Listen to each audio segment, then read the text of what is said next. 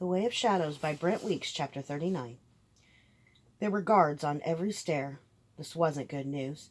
Kyler had made his way surreptitiously through the party, trying to look so ordinary that no one gave him a second glance. But it wasn't easy, especially doing it while keeping an eye out for Hugh Gibbet, who most likely was doing the same thing. If Hugh saw him, Kyler would lose the only advantage he had. He made his way onto the back porch. Normally he would have avoided it, because it was liberally strewn with couples.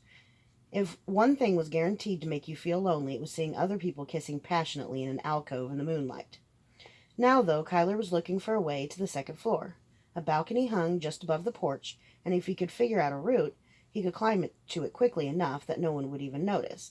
Of course, once he was upstairs, he'd still have to find the Kikari, but he bet it was in the Duchess's room. People like to keep their favorite jewels close. The wall had no trellises. Maybe he could jump off the rail and vault off the wall, high enough to grab the edge of the balcony, good 15 feet above. He could probably do it, but he'd have to do it on the first try. If he fell, no one would be able to ignore the noise he made when he crashed through the rose bushes below. Still, it's better than standing here. Kyler breathed deeply. Kyler? It was a woman's voice. Kyler, hello! What are you doing here? Kyler turned guiltily. Sarah, hello! She looked like she'd spent all day getting ready for the night. Her dress was modestly cut, but classic, beautiful, and obviously far more expensive than anything Count Drake could afford. Wow, Sarah, that dress! She smiled and glowed, but only for a moment. Logan's mother gave it to me. He turned and grabbed the rail. Across the river, behind high walls, the castle towers gleamed in the moonlight, as near and unreachable as Sarah herself. She came and stood beside him. She said, You know Logan is going to. I know. She put her hand on his. He turned, and they looked into each other's eyes. I'm so confused, Kyler. I want to say yes to him. I think I love him. But I also... He swept her into his arms roughly, throwing an arm around her back and a hand behind her neck. He pulled her to him and kissed her. For a moment she gasped, and then she was kissing him back. In the distance, as if all the way across the river, somewhere in the castle, he heard a door slam. But it was so far away, surely it didn't matter. Then he felt Sarah stiffen in his arms and pull back.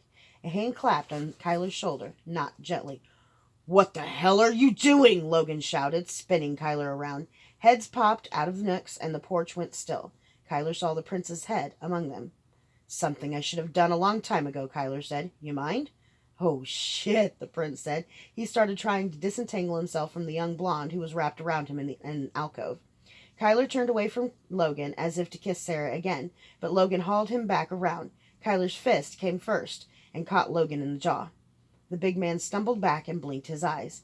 Sarah shrank away, horrified, but she was already forgotten. Logan came forward, his hands up like a proper boxer. Kyler dropped into an unarmed fighting stance, wind through aspens. Logan came in and fought as Kyler knew he would, honorably. His punches came in above the belt, textbook jabs and hooks. He was fast, far faster than he appeared, but fighting in such a rule-bound style, he might as well have been a cripple. Kyler wove in among his punches, brushing them aside, falling back slowly. A crowd gathered in moments. Someone shouted that there was a fight, and people started pouring outside. The guards, admirably enough, were the first ones out. They moved forward to stop them. No, the prince said. Let them fight. The guards stopped. Kyler was so surprised he didn't dodge, and the next punch knocked the wind out of him. He staggered back as Logan came in, his weight on his toes, crowding Kyler back against the railing. Kyler gasped a few breaths, blocking his friend's punches with difficulty. As his wind returned, rage swept over him. He blocked a punch up, ducked beneath it, and rained 4 quick punches on Logan's ribs, sliding away from the railing. Logan turned and swept a gale through the air with a huge roundhouse, stepping forward at the same time. Kyler dropped beneath the blow and flicked a foot into Logan's pelvis. Instead of taking a step, Logan found that his foot wasn't where he told it to be. He fell. Then Kyler's fist came in, caught him across the face, and he crashed to the ground. Don't get up, Kyler said. There was a stunned silence from the crowd, followed by murmurs. They'd never seen anything like what Kyler was doing, but however effective it wasn't noble to kick a man while boxing. Kyler didn't care. He had to finish this immediately. Logan got up on his hands and knees, then on his knees, obviously about to stand. Gods, it was just like in the arena. Logan didn't know when to stay down. Kyler kicked him in the side of the head, and he went down again. Sarah rushed forward to Logan's side. Well, Sarah, you always wanted us to spar. Looks like I win. Kyler smiled triumphantly at her. The murmurs started immediately, all of them disapproving. Sarah slapped him with a crack that rattled his teeth. "You aren't half the man Logan is." She knelt by Logan, and Kyler could see that he'd suddenly ceased to be part of her world. He straightened his tunic and cloak and pushed through the crowd.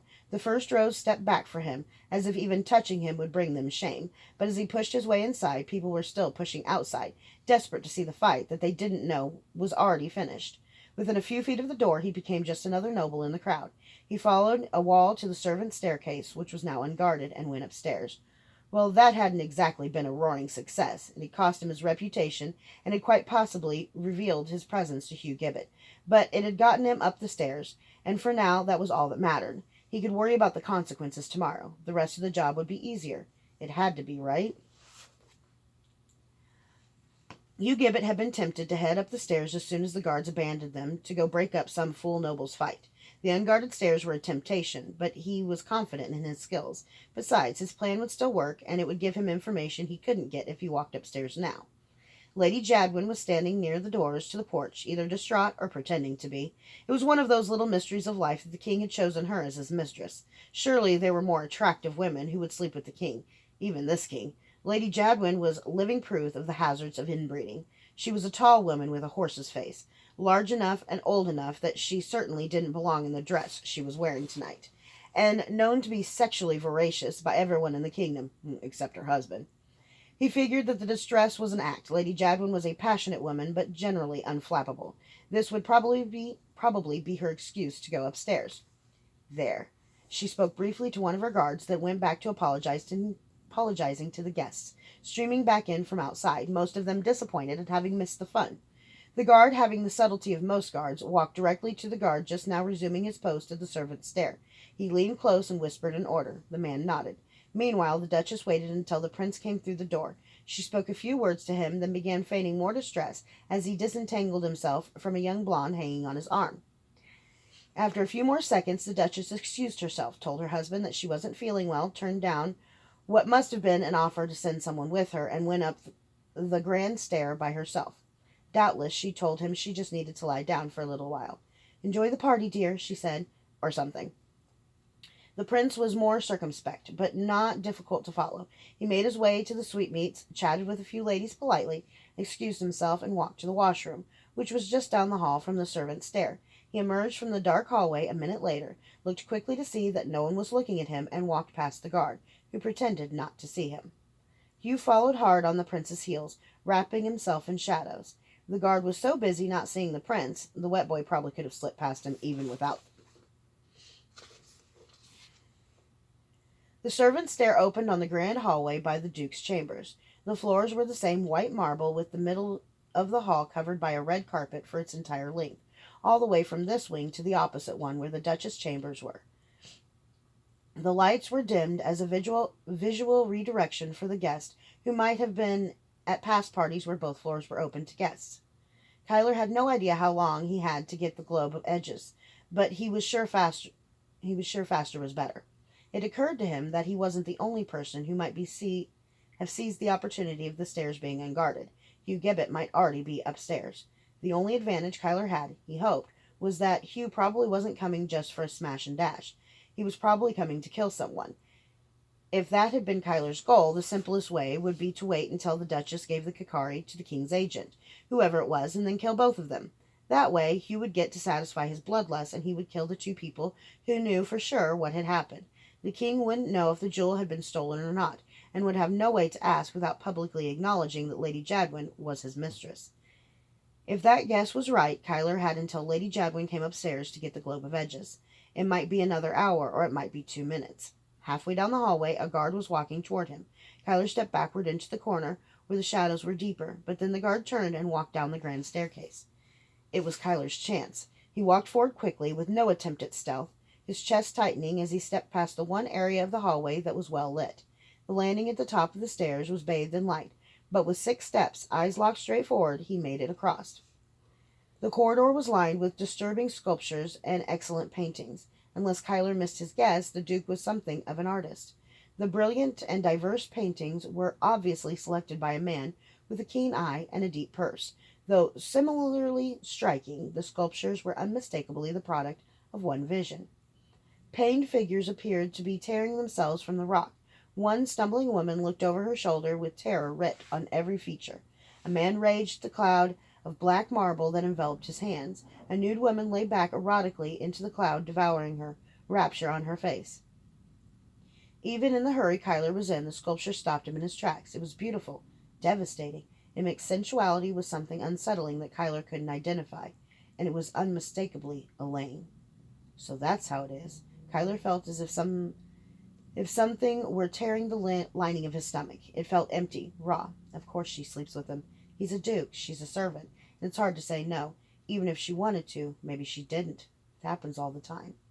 He looked at the statue closely, giving a cursory glance to the supple limbs, narrow waist, and high breasts, and found what he was looking for.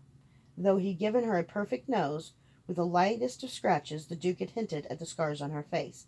So the man didn't just see them as imperfections. He was interested in the mysteries beneath. This isn't the time for art appreciation, damn you. With a lump in his throat, Kyler jogged down the hall on the balls of his feet. He grabbed the pouch from his back and had his picks out by the time he reached the door. No light or sound came from the room, so he picked the lock quickly. It had only 3 pins, so it opened in 3 seconds. Kyler stepped inside and locked the door after himself. If Hugh came to the door, he'd have 3 seconds warning before the wet boy came. Kyler drew the bullock dagger he'd strapped to the small of his back. The blade was a foot long, and he'd preferred something 10 times its size if he had to fight Hugh, but it was the best he'd been able to smuggle in. He cased the room quickly. Most people, aware of the number of difficulties already present in a thief's life, were kind enough to use the same few hiding places. Kyler checked the mattress, behind the paintings, even the floor under the bureau, and several of the chairs for trap doors. Nothing. He checked the writing desk drawers for false bottoms. Still nothing. Most people who kept items of great value wanted to be able to check on them without much hassle, so Kyler didn't even go into the enormous closet.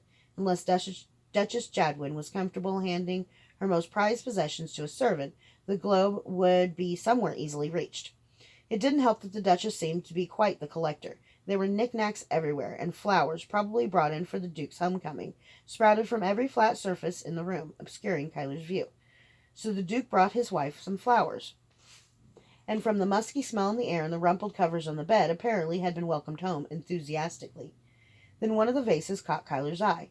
It was ornately carved jade, but more importantly, it had a square base. Kyler picked it up from the writing desk. Roses, spray roses, stargazer lilies, and snap serpents splayed every which way. Ignoring the flowers, he took it to the mantel and pushed aside a hardwood jewel box. There was an indentation in the stone of the mantel, a square indentation. Kyler felt a surge of hope. The prophet was right. The base fit the indentation, and Kyler turned it. There was a muffled click.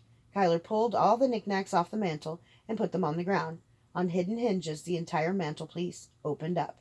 Ignoring the documents and gold bullion, Kyler grabbed the jewelry box. It was large enough to hold the globe of edges. Kyler opened it. Empty. Gritting his teeth, Kyler replaced the case and closed the mantel, so there was a lesson in prophecy. A square vase would give you hope, Dorian had said. He hadn't said that it would turn out to be a false hope. Damn. Kyler paused long enough to fit a knockout needle into a small trap, just in case Hugh came in here instead of following the Duchess. Replacing the knickknacks, he put the vase back on the desk. Kyler tried to think. Where could it be? Everything that could have gone wrong tonight had. The only point of light was that he hadn't seen Elaine. Elaine.